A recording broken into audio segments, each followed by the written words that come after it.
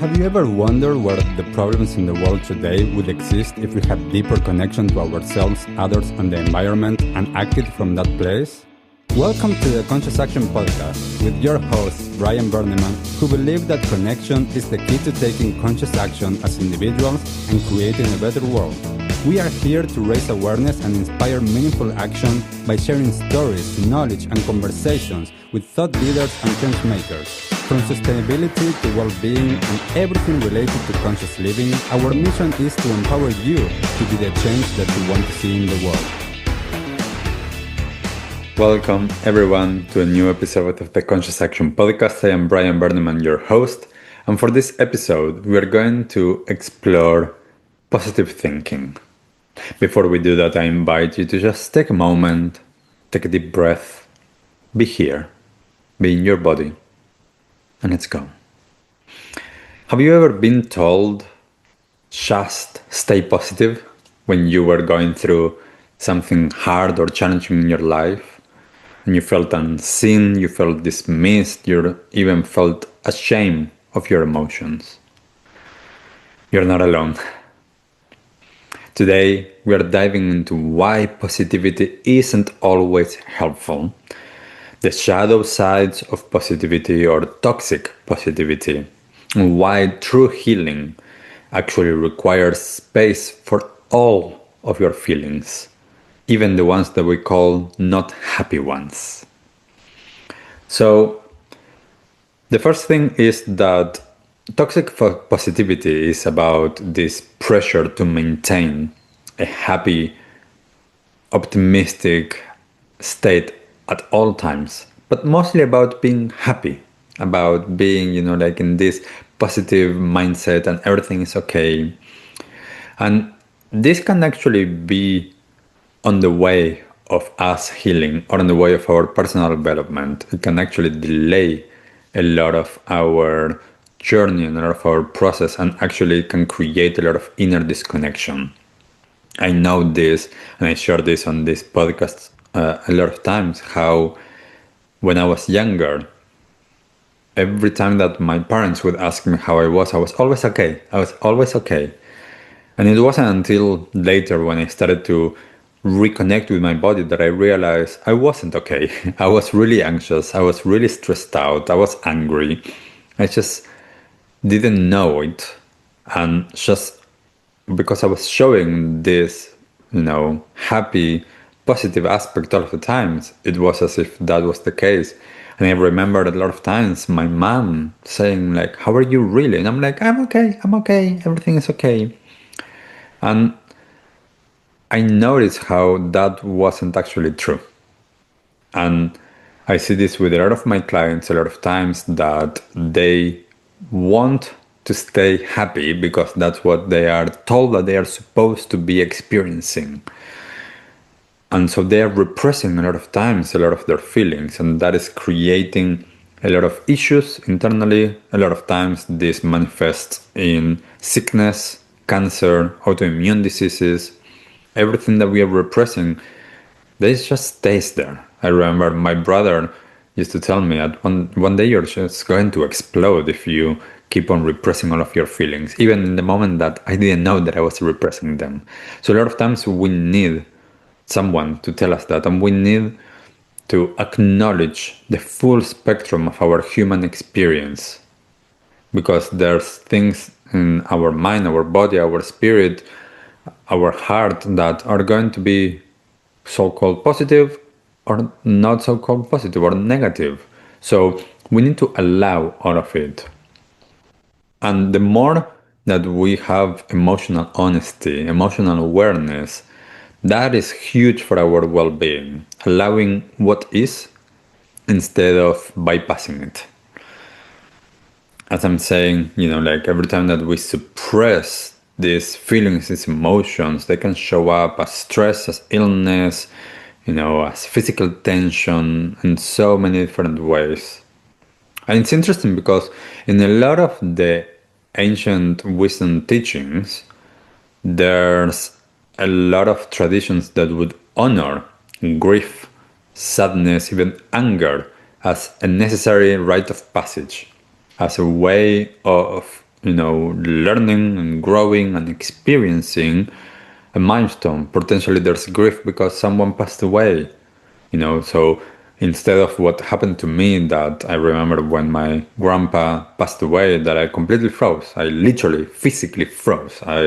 My auntie had to come and get me because my hands were just frozen and she needed to bring them down. So in that moment I wasn't able to do that when I was younger, no?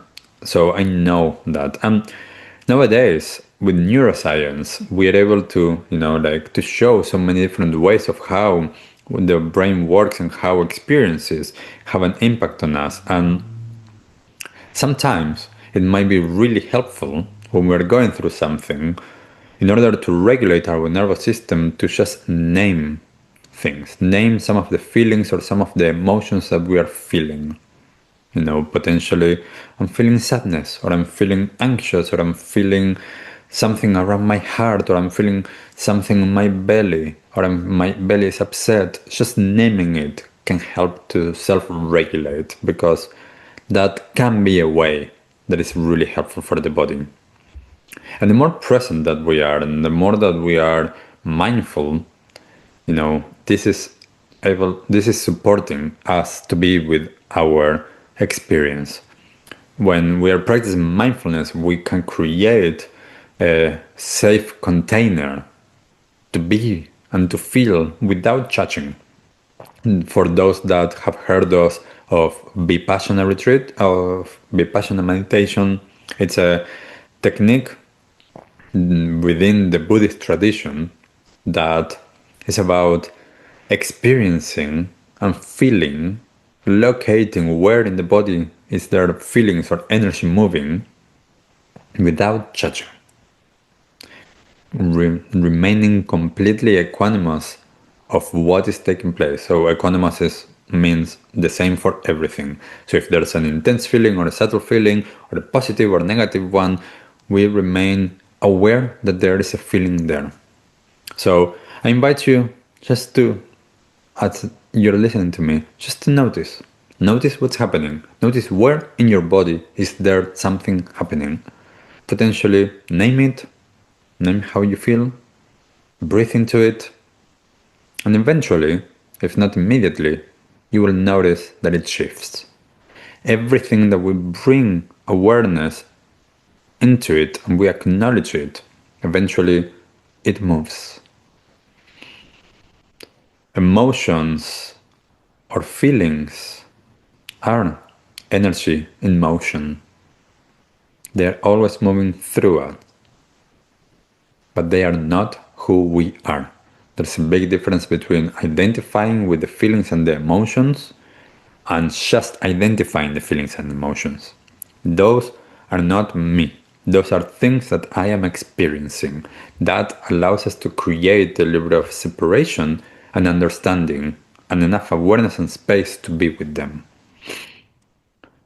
So there's a big difference between being genuinely optimistic, which is rooted in reality and awareness, and bypassing pain or bypassing experience, which is rooted in fear. This is the aspect that I am bringing to my life. I have heard many times through the years that I'm really positive. And I tell them, I'm not, in a sense, from what I know of this toxic positivity. I'm optimistic because I'm choosing to allow or to invite something. So if something is happening, I can go into worst case scenario or I can go into best case scenario. Both of them are made up, or any other scenario. All of them are made up. So why are we going to the worst case scenario? Yes, because we are used to it, because that's what we've been seeing, what we've been modeled, and how we've been programmed. But just because it's like that doesn't mean that the other one isn't a potential outcome. So a lot of times I tell people, why not? And it's not about being completely disconnected from reality. It's within the spectrum of what are the possibilities. I could focus on the optimistic one. So that is what I do. When we embrace what's real, that can lead to authentic positivity, which is more grounded, more compassionate, more resilient. Because positivity isn't about ignoring the storm. It's about finding your anchor while the storm passes. So allowing yourself to be grounded and yet choosing the optimistic outlook. So what can you do, to be more emotionally aware, to be more emotionally honest, and to integrate your experience, to allow the human spectrum? I often share with a lot of my clients, daily check-ins. Whether you are journaling or whether you just acknowledge or name just a few of your feelings. That helps you to be more grounded here. If something needs to be moved, somatic practices, somatic release, breath work, movement, shaking, moves all of these stuck energies. Sharing authentically with someone. If you trust someone, whether that's a friend, family member, a therapist, a coach, sharing with them, someone that you can trust, what is actually real for you each week. And give yourself the permission to be human, not perfect. I know so many of my clients have what they say they are perfectionists. No, they are humans. They have tendencies.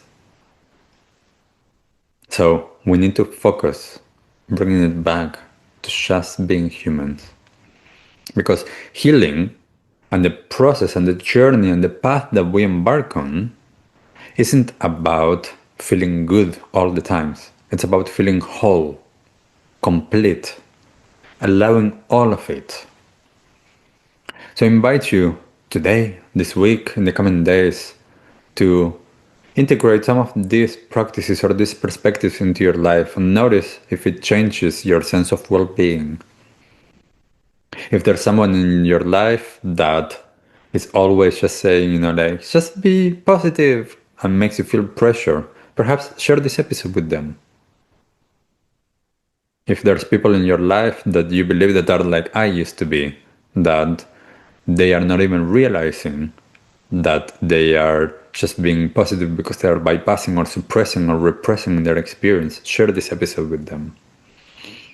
As always, if you're wanting more, reach out, connect with me, see how we can work more on these topics, as I do with many of my clients. Thank you, as always, for being here, for taking the time, for listening. And I would love to know what resonated with you, what didn't, what do you already practice, what's already in your experience. Leave us a comment, whatever it is that you're finding this episode. Thank you, everyone. Until next time. Bye! What did you like the most about this episode? Take a moment to think about what change you can make in your life today. Share your conscious action on social media using #ConsciousAction and tagging @ConsciousActionNZ so we can celebrate your impact on the world and create a ripple effect. One easy action we would love for you to take right now is to share, like, and subscribe to this podcast. This will help us get these messages out into the world and inspire more people to take conscious action in their own lives, contributing to the better world we hope for.